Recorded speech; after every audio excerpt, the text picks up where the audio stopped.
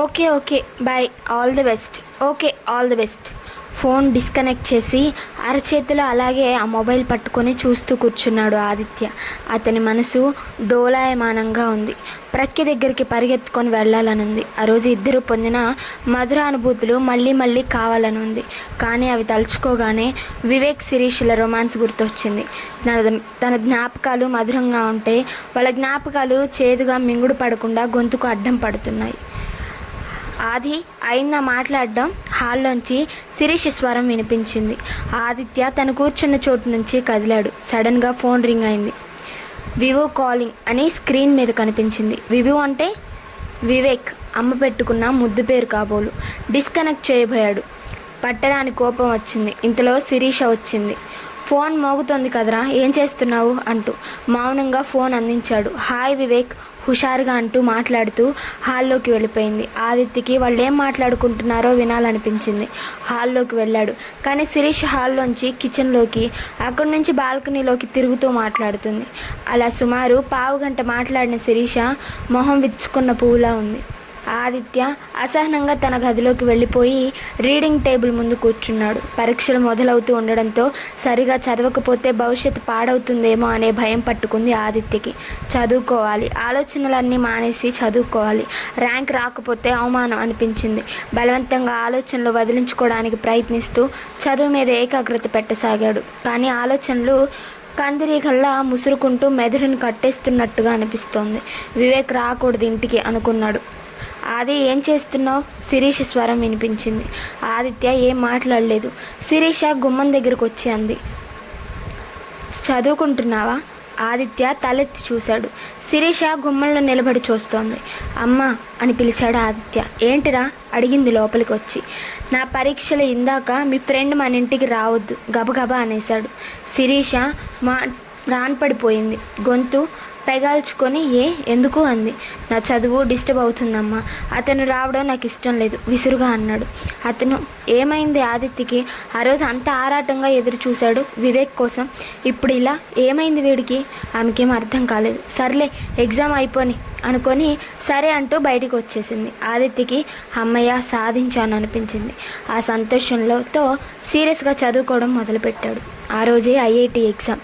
ఆదిత్యని తీసుకొని సెంటర్కి వెళ్ళి దింపేసింది శిరీష.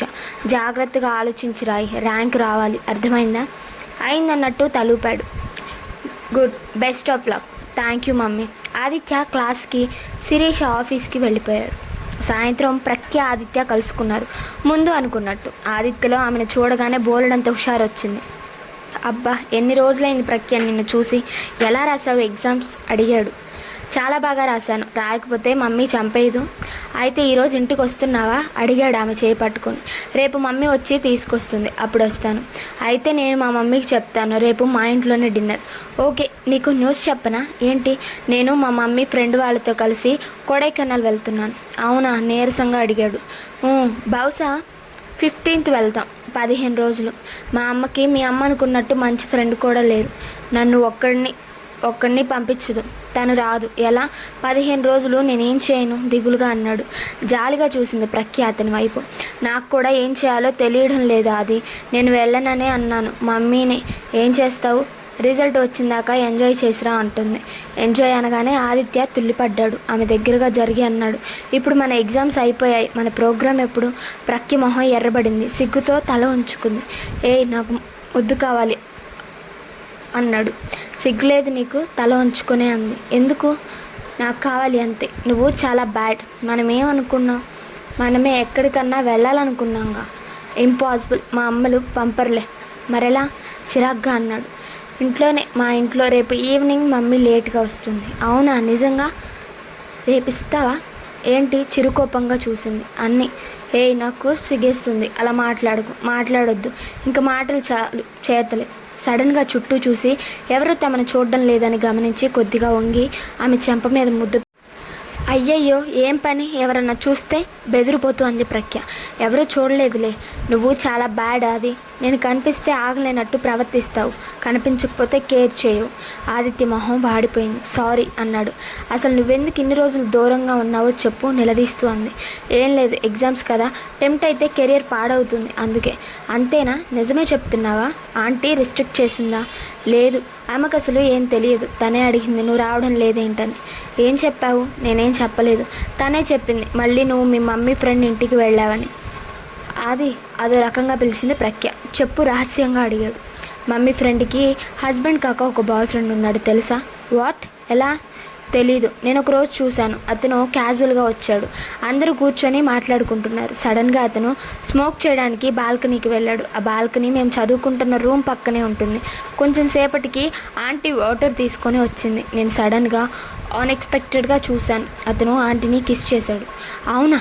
అంకిల్కు తెలుసా? ఏమో, తప్పు కదా. ఏమో, అయినా తప్పే ఉంది అమాయకంగా అంది ప్రఖ్య. ఓకే వదిలే, రేపు నేను మీ ఇంటికి వస్తున్నాను. మనం చూసిన DVD తీసిపెట్టు. ఓకే పద వెళదాం. డ్రాప్ చేస్తావా? కమ్.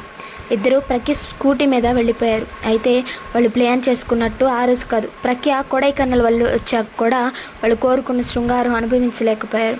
అందుకు అనేక కారణాలు. కొన్ని రోజులు భానుప్రియ సిక్ అయ్యి ఇంట్లోనే ఉండిపోవడం, కొన్ని రోజులు అవకాశం వచ్చినట్టే వచ్చి జారిపోవడం, మధ్య మధ్య అవకాశం దొరికిన ముద్దులు కౌగిలింతలతోటి సరిపెట్టుకోవాల్సి వచ్చింది. ఈలోగా వివేక్ మీద ఆదిత్య పెంచుకున్న అకారణ ద్వేషం గురించి శిరీష్కి తెలిసిపోయింది. ఆమెకు తెలియడం కోసమే ఆదిత్య వివేక్ వచ్చినప్పుడల్లా ధమధమలాడడం మొదలుపెట్టాడు. అతని ముందు శిరీష్ని చీటికి మాటికి పిలవడం, తను అడిగింది ఇవ్వడం, లేట్ అయితే విసుక్కోవడం చేయడం చూసి శిరీష్ ఆదిత్య ఎందుకు అలా ప్రవర్తిస్తున్నాడో అర్థం చేసుకోలేకపోయింది.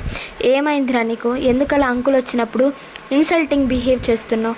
ఒకరోజు ఉదయాన్నే నిలదీసింది. ఆదిత్య ఖచ్చితంగా అన్నాడు. అతను మన ఇంటికి రావడం నాకు ఇష్టం లేదమ్మా. శిరీష నిర్ఘాంతపోయింది. కాసేపు నోట మాట రాక నిలబడిపోయింది. కొన్ని క్షణాల తర్వాత గొంతు పెగల్చుకొని అడిగింది, ఎందుకని? ఆదిత్య ఏం మాట్లాడలేదు. చెప్పరా ఎందుకని? అతను నిన్నేమన్నాడు? నన్ను అనడానికి అతనెవరమ్మా? సీరియస్గా అడిగాడు. కంగు తిన్నది శిరీష. ఆదిత్యన ఇలా మాట్లాడేది? వీడు పెద్దవాడైపోయాడా? వివేక్ మీద ద్వేషం నా మీదనా? అంటే వీడికి తనకి వివేక్కి ఉన్న అనుబంధం గురించి తెలిసిందా? అది డైజెస్ట్ చేసుకోలేకపోతున్నాడా? శిరీష్కి కళ్ళలో నీళ్లు తిరిగాయి. తన ఇంట్లో తన స్వేచ్ఛగా ఉండడానికి ఈ క్షణం నుంచి తన కొడుకు తనకి రిస్ట్రిక్షన్స్ విధిస్తున్నాడా? నో, జరగకూడదు. తను పూర్తిగా స్వేచ్ఛాజీవి. ఎంతో కష్టపడి తను నిర్మించుకున్న ఈ స్వేచ్ఛ ప్రపంచంలో తనని అరికట్టే వాళ్ళు ఎవరైనా తను క్షమించదు, అంతే. అందుకే ఖచ్చితంగా కఠినంగా అంది. చూడు, అది కొన్ని విషయాలు నీకు చాలా అనవసరమైనవి. నీకు ఇప్పుడు నీ చదువు, నీ కెరియర్ తప్ప మరో విషయం ఆలోచించాల్సిన అవసరం లేదు. నా విషయంలో ఇంకోసారి జోక్యం చేసుకుంటే ఊరుకోను. వివేక్ రావడం నీకు ఇష్టం లేకపోతే నువ్వు అతనితో మాట్లాడుకు. నిన్ను నేను ఫోర్స్ చేయను, అర్థమైందా? విసురుగా అక్కడి నుండి వెళ్ళిపోయింది. ఆదిత్య షాక్ తగిలినట్టు నిలబడిపోయాడు. అలాగా, పోనీలే, నీకు ఇష్టం లేకపోతే రావద్దని చెప్తాలే అంటుందనుకున్నాడు. కానీ శిరీష ఎదురు తిరగడం, తనని శాసించడంతో కోపంతో వణికిపోయాడు. అంటే వివేక్ తనకన్నా వాడే ఎక్కువ అన్నమాట అనుకున్నాడు. ఆ రోజు నుంచి ఇద్దరి మధ్య 10 రోజులు మాటలు లేవు. ఆ 10 రోజులు వివేక్ రాలేదు. 11వ రోజు వచ్చాడు. రాగానే ఆదిత్యను ఆప్యాయంగా పలకరించాడు. రిజల్ట్ ఎప్పుడొస్తాయి ఆది అంటూ కుశలం అడుగుతూ మాటల్లో పెట్టడానికి ప్రయత్నించాడు. కానీ ఆదిత్య పట్టించుకోలేదు. నిర్లక్ష్యంగా వెళ్ళిపోయాడు. ఆ రోజు శిరీష బాగా ఏడ్చింది. వివేక్, నీకు తెలుసు నా మనస్తత్వానికి ఎవరితో పొసగదు. మన మనసులు కలిశాయి. నీతో తప్ప నేను ఎవరితో స్నేహం చేయలేదు. వాడి కోసం అన్నీ వదులుకున్నాను. కానీ నాకు మిగిలిన ఒకే ఒక్క ఆనందం నువ్వు. నిన్ను వదులుకోమంటుంటే తట్టుకోలేకపోతున్నాను. చిన్నపిల్లల ప్రవర్తించకు సిరి. వాడు చిన్నవాడు, అడోల్సెన్స్లో ఉన్నాడు. ఈ వయసులో వాళ్ళు ఏం మాట్లాడతారో, ఎలా ప్రవర్తిస్తారో వాళ్ళకే తెలియదు. ఇప్పుడే వాడిని మనం జాగ్రత్తగా చూసుకోవాలి. నువ్వేం వర్రీ అవ్వకు, నేను చూసుకుంటాగా ఓదారుస్తూ అన్నాడు. నేను ఇవాళ వాడి కోసం నిన్ను వదులుకుంటే రేపు వాడు పెళ్ళయ్యాక నన్ను పట్టించుకుంటాడా? అప్పుడు నాకెంత ఒంటరితనం మిగులుతుంది? నో, లేదు. వాడి కోసం నేను చాలా వదులుకున్నాను, కానీ నిన్ను మాత్రం వదులుకోలేను. అంతగా అయితే వాడిని హాస్టల్లో చేర్పిస్తాను వెక్కుతూ అంది. ఓకే, చూద్దాంలే. అవసరమైతే అలాగే చేద్దాం. ప్లీజ్ ఏడవకు. కళ్ళు తుడుస్తూ ఆమెను దగ్గరగా తీసుకొని గుండెలకు హత్తుకున్నాడు. తన గదిలోంచి అంతా చూస్తున్న ఆదిత్య పళ్ళు పటపటా కొరకడం అతనికే తెలియలేదు. ఆ తర్వాత శిరీష తన బాధ భానుతో కూడా పంచుకుంది. మగపిల్లలతో ఎప్పుడు ఎలాంటి ఉపద్రవం వస్తుందో తెలియదు శిరీష. అదే ఆడపిల్లలైతే కొన్ని విషయాలు డిస్కస్ చేయడానికి సందేహిస్తారు. ప్రక్కికి నాకు ఉత్తేజ్కి ఉన్న రిలేషన్ తెలుసు. షీ నోస్ ఎవ్రీథింగ్, కానీ షీ నెవర్ క్వశ్చన్ మీ అంది భానుప్రియ. వీడిలా ఎందుకు తయారవుతున్నాడో నాకు అర్థం కావడం లేదు భాను. నేను ముందే చెప్పాల్సిందంటావా? ఏమని చెప్తావు? ఏమో, అదంతా ఆలోచించుకో. రేపు కాలేజీలు తెరిచి ఇంజనీరింగ్ చదువులో పడ్డాక ఏమీ పట్టించుకోడు. కాలేజీ ఫ్రెండ్స్, అల్లరి, చదువు, mentally he will be very busy. ఈ సిల్లీ విషయాల గురించి ఆలోచించే టైం ఉండదు. ఏదో తెలిసి తెలియక వాగాడు. Don't care. అయినా మన బతుకులు ఎప్పుడు చూసినా ఎవరో ఒకరి కోసం త్యాగం చేయడంతోనే. సరే, మనకంటూ కొన్ని ఇండివిజువల్ ఐడియాస్ ఉండకూడదా? నాకు అదే అనిపిస్తుంది భాను. ఆడదెప్పుడు అటు తల్లిదండ్రుల కోసమో, ఇటు మొగుడు కోసమో, లేక పిల్లల కోసమో మాత్రమే బతకాలి, కానీ తన కోసం తానెప్పుడు బతకూడదా? భానుప్రియ నిట్టూర్చింది. నాకు మాత్రం ఏం తెలుసు సిరి? ఈ ప్రశ్నకి సమాధానం ఏ ఆడదానికి తెలియదు. కానీ సమాధానం లేదని బతకకుండా ఉండకూడదు. బతుకుదాం, మన కోసం మనం, మన ఇష్టం వచ్చినట్టుగా బతుకుదాం నిశ్చలంగా అంది. అవును, అలాగే బతకాలి అనుకుంది శిరీష. ఇలా అవుతుండగానే రిజల్ట్ రావడం జరిగింది. తల్లులిద్దరూ ఆశించినట్టు జరగలేదు. ఇద్దరికి కూడా ఐఐటీలో ర్యాంక్ రాలేదు. ఎంసెట్లో మాత్రం పర్వాలేదు. ప్రక్కికి జేఎన్టీయూలో, ఆదిత్యకి మరో కాలేజీలో సీట్ వచ్చింది. శిరీష చాలా బాధపడింది. తను ఆశించిన విధంగా ఆదిత్య చదువులో ముందుకు పోవడం లేదు. అందుకు కారణం తనేనా? ఎవరికి చెప్పుకోలేని ఆ బాధకి మనసులోనే బాగా కుమిలిపోయింది. భాను మాత్రం ప్రక్కిని ఎడాపెడా తిట్టేసింది. నీకు వేరే విషయాల మీద కాన్సన్ట్రేషన్ ఎక్కువైంది, అందుకే ఇంత పూర్ రిజల్ట్ అంటూ మండిపడుతున్న తల్లితో మెల్లిగా అంది. మళ్ళీ రాస్తాను మమ్మీ అని. ఏం అవసరం లేదు, ఉద్ధరించింది చాలు. ఎందులో సీట్ వస్తే అందులో చేరిపో. బీటెక్ చదువు, అది శాసనం, దానికి తిరుగులేదు. ఇంజనీరింగ్లో చేరడం జరిగిపోయింది. కనీసం ఇంజనీరింగ్ అయినా ఒకే కాలేజీలో చేరాలన్న ప్రయత్నం కూడా ఫలించలేదు. ఒకళ్ళ కాలేజీ సికింద్రాబాద్ అయితే మరొకళ్ళది కూకట్పల్లి. తరచుగా కలుసుకోవడం కూడా కుదరడం లేదు. ఆదిత్య మనసులో సంఘర్షణ అలాగే ఉంది. అటు ప్రక్కితో శృంగారం అనుభవించాలన్న కోరిక తీరలేదు. ఇటు వివేక్ని ఇంటికి రాకుండా చేయాలన్న పంతము నెరవేరలేదు. ఈలోగా ఇంజనీరింగ్ స్టూడెంట్గా 19 ఏళ్ల వాడయ్యాడు. ఆ రోజు ఆదిత్య పుట్టినరోజు. శిరీష సెలబ్రేట్ చేయాలనుకుంది. ఖరీదైన రిస్ట్ వాచ్ కొన్నది ఆదిత్యకి. ఆమెతో ముభావంగా ఉండడం చేత ఆదిత్య సెలబ్రేషన్కి ఒప్పుకోలేదు. ఫ్రెండ్తో కలిసి డిన్నర్ చేస్తాను అన్నాడు. శిరీష్కి బాధ అనిపించింది. భానుని, ప్రక్కిని, వివేక్ని, ఆదిత్య స్నేహితులు ఓ 4 ఉన్నారు. వాళ్ళని పిలిచి ఇంట్లో కేక్ కట్ చేయించి డిన్నర్ ఏర్పాటు చేద్దామనుకుంది. ఆ విషయం తెలుసు ఆదిత్యకి. ఆరాబోయి అతిథులతో వివేక్ ఉండడం ఇష్టం లేదు కాబట్టి అందుకు ఒప్పుకోలేదు. మౌనంగా 1000 రూపాయలు ఇచ్చింది. అవి తీసుకొని వెళ్ళిపోయాడు. ప్రఖ్య అది కాలేజీ ఎగ్గొట్టారు. హ్యాపీ బర్త్డే ఆది అంటూ ప్రఖ్య ఆదిత్యకి సెల్ ఫోన్ ఇచ్చింది. ఆదిత్య మొహం వేసించింది. Thank you Prakhya, thanks. నేనే అమ్మని సెల్ కొనమని అడగాలనుకున్నాను అన్నాడు. ప్రఖ్య నవ్వింది. నీ దగ్గర డబ్బులు ఎక్కడివి ఇది కొనడానికి అడిగాడు. నా పాకెట్ మనీతో కొన్నాను. అయ్యో పాపం, సారీ అన్నాడు. ఎందుకు సారీ? నా ఫ్రెండ్కి గిఫ్ట్ ఇవ్వకుండా ఎలా అంది నవ్వుతూ. అయితే నేను నీకు మంచి ట్రీట్ ఇస్తాను. దోలారధనికి వెళ్దామా అన్నాడు. ఎంత డబ్బులున్నాయి నీ దగ్గర? 1000. దోలారిధనికి ఆ డబ్బులు సరిపోవు బావు. ఏదన్నా మంచి హోటల్కి వెళ్ళి లంచ్ చేద్దాం, తర్వాత మూవీకి వెళ్దాం అంది. ఆ ఆలోచన తనకి రానందుకు నెత్తి మీద మొట్టుకుంటూ గుడ్ ఐడియా ప్రఖ్య అన్నాడు. కమ్ అంటూ స్కూటీ స్టార్ట్ చేసింది. వెనకాల ఎక్కి కూర్చున్నాడు. నేను త్వరలోనే బండి కొనుక్కోవాలి అనుకున్నాడు. అవును, నీ దగ్గర డబ్బులు ఎక్కడివి అడిగింది ప్రఖ్య నాంపల్లిలోని మంచి హోటల్ ముందు స్కూటీ ఆపుతూ. అమ్మ ఇచ్చింది 1000. ఇంకా నువ్వు మీ అమ్మ దగ్గర డబ్బులు తీసుకోకూడదు. ఏదన్నా ఎర్నింగ్ మార్గం చూసుకోవచ్చుగా. ఎర్నింగా? ఇప్పుడేగా మనం ఇంజనీరింగ్లో జాయిన్ అయింది, అప్పుడే జాబ్ ఇవ్వమంటే ఎవరిస్తారు అన్నాడు హోటల్ లోపలికి నడుస్తూ. జాబ్ అంటే జాబ్ కాదు, మా కాలేజీలో గర్ల్స్ కూడా పార్ట్ టైం చేసి ఎర్న్ చేస్తున్నారు. నువ్వు కూడా అలా చేస్తే బాగుంటుంది కదా అంది. ఏం చేయను సాలోచనగా అడిగాడు. ఏదన్నా ఓకే ఆలోచిద్దామంటూ ఖాళీగా ఉన్న టేబుల్ దగ్గర నడిచాడు. ఇద్దరు non vegetable biryani, ice cream తిని మిగిలిన 200 చిల్లరతో సినిమాకి వెళ్ళారు. సినిమా హాల్లో రష్ లేదు. Couples seat. ఇద్దరు పక్కపక్కనే కూర్చున్నారు, ఒకళ్ళనొకళ్ళు హత్తుకుంటూ. లైట్లన్నీ ఆఫ్ అయ్యాయి. సినిమా మొదలైంది.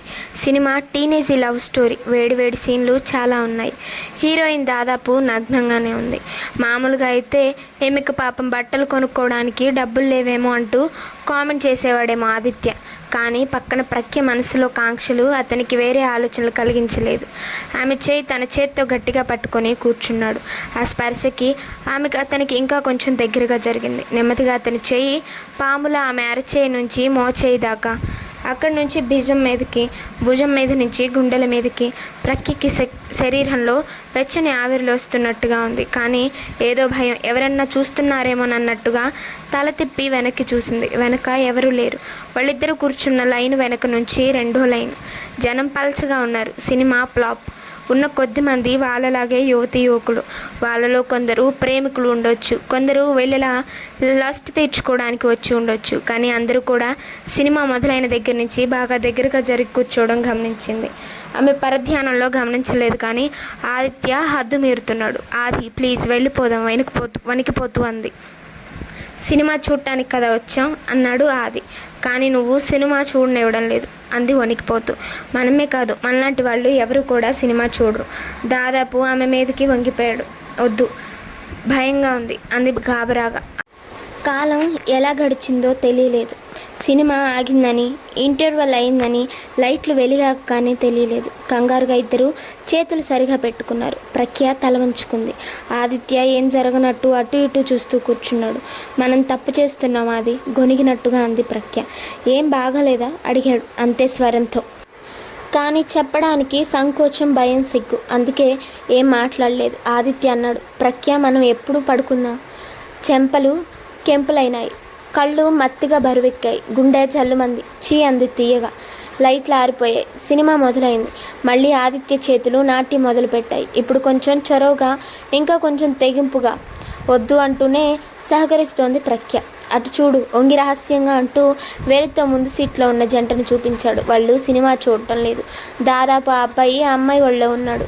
ఆది, ప్లీజ్, నాకు భయంగా ఉంది, వెళ్ళిపోదాం అంది. ఆదిత్యకి భయం వేసింది. తనిలా హద్దు మీరితే వెళ్ళిపోదాం అంటుందేమో, ఈ కాస్త ఆనందం అన్నా ఉంటే చాలు అనుకుంటూ సర్దుకొని కూర్చున్నాడు. కానీ అతని మనసులో కలుగుతున్న వికారాలు బుద్ధిగా కూర్చొనివ్వలేదు. ఆమె ఎంత ప్రతిఘటిస్తున్నా అతని చేతులు పాములా కదులుస్తూనే ఉన్నాయి. సినిమా ఏం చూశారో వాళ్ళకే తెలియలేదు. కథ, పాటలు ఏమీ గుర్తులేవు. బయటికి వచ్చాక ఒకరినొకరు చూసుకుంటే ఇద్దరికి ఏదోలా కొత్తగా అనిపించింది. ఇద్దరు బండి దగ్గరికి వచ్చారు. ఇప్పుడు నువ్వు డ్రైవ్ చెయ్యి, నా వల్ల కాదు అంది బొంగమూతితో. బండి స్టార్ట్ చేస్తూ ఎక్కువ అన్నాడు ఆదిత్య. ఆమె వెనకాల ఎక్కింది. సడన్ బ్రేక్లకి అతని మీద పడుతుంటే ఛాతి వీపుకు నొక్కుకొని హాయ్ అనిపిస్తున్నాడు ఆదిత్య. ప్రఖ్య కూడా ఆ ఒత్తిడి మధురంగా ఉంది. అసలు ఇది ఇంకా కాలేదు అన్నాడు ఆదిత్య. ప్రఖ్య మాట్లాడలేదు. చెప్పవా ఎప్పుడో అన్నాడు. ఏమో నాకేం తెలుసు, ఛాన్స్ రావాలిగా అంది. వస్తుంది, నేనే తీసుకొస్తాను అన్నాడు. సాయంత్రం 6 అవుతుండగా ప్రఖ్యని ఇంటి దగ్గర దింపాడు. స్కూటీ పార్క్ చేసి కీస్ ఆమెకిస్తూ త్వరలో నేను కూడా బండి కొనుక్కుంటాను అన్నాడు. నవ్వింది ప్రఖ్య. ఆ నవ్వులో సిగ్గు ఇంకా ఏదో కనిపించి ముద్దు పెట్టుకోబోయాడు. ఎవరో సెల్లార్లోకి రావడంతో ఆగిపోయాడు. ఇద్దరు లిఫ్ట్ దగ్గరకు నడిచారు. ఆ రోజు భానుకి బాగా తలనొప్పి రావడంతో ఇంటికి త్వరగా వచ్చేసింది. లోపలికి వచ్చిన ప్రఖ్యని వెనకాలే వచ్చిన ఆదిత్యను చూసిన భానుకి వాళ్ళ వాలకంలో ఏదో తేడా కనిపించింది. ఆమెకి టైం లేక కొన్ని విషయాలు పట్టించుకోదు. ప్రఖ్య మొహంలో ఆమెకేదో తేడా కనిపిస్తోంది. ఆమె చూపులు ఇబ్బందిగా అనిపించి ప్రఖ్య నేరుగా బాత్రూంలోకి వెళ్ళిపోయింది. ఆదిత్య నమస్తే ఆంటీ అంటూ సోఫాలో కూర్చున్నాడు. ఎక్కడి నుంచి వస్తున్నారు అనుమానంగా అడిగింది భాను. కాలేజీ నుంచి ఆంటీ తడుముకోకుండా చెప్పాడు. అలాగా, మీ ఇద్దరు ఎక్కడ కలిశారు గుచ్చి చూస్తూ అడిగింది. కొంచెం తడబడినా వెంటనే సర్దుకొని తను మా కాలేజీకి వచ్చింది, ఇవాళ నా బర్త్డే కదా విష్ చేయడానికి. భాను ఆ మాట వినగానే ప్రసన్నంగా, అలాగా, many happy returns of the day అంది. థ్యాంక్స్ ఆంటీ అన్నాడు. ప్రఖ్య మొహం కడుక్కొని బట్టలు మార్చుకొని వచ్చింది. ఆదిత్య బర్త్డే అని చెప్పడంతో భానుకి మనసులో కలిగిన సందేహం, అనుమానం ఎగిరిపోయాయి. పోనీలే, ఫ్రెండ్స్ బర్త్డే నాడు కలుసుకొని సరదాగా ఎటన్నా వెళ్ళొచ్చుంటారు అనుకుంది. అలా అనుకోకపోయి ఉంటే ప్రఖ్య బుగ్గ మీద అస్పష్టంగా కనిపిస్తున్న పంటిఘాట్లు ఆమె దృష్టిలో పడేవి. ప్రఖ్య కూడా తల్లికి రోజులాగా దగ్గరగా వెళ్ళలేకపోయింది. ఏదో తప్పు చేసిన ఫీలింగ్ ఆమెను తల్లికి దూరంలోనే నిలబెట్టింది. ఆదికి స్వీట్ పెట్టు ప్రఖ్య, చూడు నేను కాజు కత్లీ తెచ్చాను అంది. ఓకే మమ్మీ అంటూ రాది నా రూమ్లోకి వెళదాం అంటూ ఆదిని తీసుకొని తన గదిలోకి వెళ్ళిపోయింది ప్రఖ్య. భానుకి వాళ్ళు అలా వెళ్ళడంలో కొత్తదనం, వింత, అభ్యంతరం ఏమీ కనిపించలేదు. ఆ తర్వాత వాళ్ళకి నెల రోజుల దాకా ఒకళ్ళనొకళ్ళు ముట్టుకునే అవకాశం కూడా రాలేదు. కలుసుకుంటున్నా, మాట్లాడుకుంటున్నా వాళ్ళ ఆలోచన, దృష్టి ఏకాంతం మీదే. కానీ ఆ ఏకాంతం మాత్రం దక్కలేదు. కాలేజీ అవగానే ఇంటికి రావడానికి కుదరడం లేదు. ఎవరికి వారికే ఫ్రెండ్ సర్కిల్ పెరిగింది. క్లాసులు అయిపోగానే వాళ్ళ ఫ్రెండ్స్తో గడిపేయడంతో ఇంటికి లేట్గా రావడం, వచ్చేటప్పటికి తల్లులు కూడా ఇంటికి వచ్చేసి ఉండడంతో వాళ్ళు కోరుకున్న ఏకాంతం లభించలేదు. ఈ మధ్యలో 2 సార్లు శిరీష భానుని ప్రక్కిని ఇంటికి డిన్నర్కి పిలిచింది. శిరీష పెద్ద స్క్రీన్ ఉన్న టీవీ కొంది, పాతది అమ్మేసింది. ఆ టీవీలో 3D సినిమాలు చూడొచ్చు. అవి చూడడానికి గ్లాసెస్ కూడా కొనుక్కుంది. 3D పిక్చర్ DVD తీసుకొచ్చింది. నలుగురు కలిసి డిన్నర్ చేయడం, సినిమాలు చూడడంతో పిల్లలిద్దరూ పెద్దవాళ్ళు కూడా 3D పిక్చర్లోని మజా అనుభవిస్తూ ఆనందించారు. ఆ సమయంలో అటు ప్రఖ్య కానీ ఇటు ఆదిత్య కానీ వేరే దృష్టికి పోలేదు. సినిమా మాత్రమే ఎంజాయ్ చేశారు. అలా 40 రోజులు గడిచాయి. మార్చి నెల 2వ వారం. ఆ రోజు హోలీ పండుగ. ఫ్లాట్స్లో ఆడ మగ పిల్ల పీచు అంతా హోలీ సంబరాల్లో మునిగి తేలుతున్నారు. భానుకి ప్రక్కికి పక్క ఫ్లాట్స్లో ఉన్న ఆడవాళ్ళు వచ్చి రంగులు పూశారు. ముందు వద్దని కొంచెం ప్రతిఘటించిన ఆ సంబరాల్లో పాలు పంచుకోక తప్పలేదు భానుకి. ఆమె మొహం నిండా గులాబీ రంగు నీళ్లతో కూడా తడపబోతుంటే ఇప్పుడే డ్రెస్ మార్చుకొని వస్తాను అంటూ భాను లోపలికి వెళ్ళింది. నువ్వేంటి ముసలమ్మలా ఇంట్లో కూర్చున్నావు? పిల్లలంతా ఆ కింద సెల్లార్లో ఆడుకుంటున్నారు, వెళ్ళు అంది పక్కింటి రజని ప్రఖ్యతో. ప్రఖ్య నవ్వింది. నాకు ఇష్టం లేదు ఆంటీ అంది. ఎందుకు ఇష్టం లేదు? ఒకసారి ఆడావంటే ఇష్టం అవుతుంది. భాను డ్రెస్ మార్చుకొని వచ్చింది. రండి సెల్లార్లో ఆడదామంటూ వాళ్ళు కదిలారు. నువ్వు కూడా అంది రజని ప్రఖ్యను చూస్తూ. ప్రఖ్య అయిష్టంగా కదిలింది. అందరూ కలిసి కారిడార్లోంచి నడుస్తూ కనిపించిన వాళ్ళందరికీ రంగులు పూసేస్తూ గోలగోలగా నవ్వుతూ వెళ్తుంటే ఆ హడావిడి చూసిన శిరీష గబగబా లోపలికి వెళ్ళిపోయి తలుపు వేసేసింది. అప్పుడే భాను తనతో ఉన్న వాళ్ళందరినీ తీసుకొని శిరీష్ ఫ్లాట్ దగ్గరికి వచ్చి బెల్ కొట్టింది. శిరీష్కి తలుపు తీయక తప్పలేదు. భాను 2 చేతులకు గులాబీ అడ్డుకొని సుతారంగా పూసేసింది. మేం కూడా కొంచెం అంటూ అందరూ తలా కాస్త పూసేటప్పటికీ శిరీష్ మొహం గులాబీ పువ్వులా అయింది. పద డ్రెస్ మార్చుకొనిరా భాను శిరీష్ను తొందర చేసింది. చాలదా పూసింది? చిరుకోపంతో అంది శిరీష. అసలు చాలదు, రండి రండి, బోల్డ్ అంతా ఆడాలి అన్నారు మిగతా ఆడవాళ్ళు. శిరీష లోపలికి వెళ్ళింది. వీడియో నచ్చినట్లయితే లైక్ చేసి సబ్స్క్రైబ్ చేసుకోండి.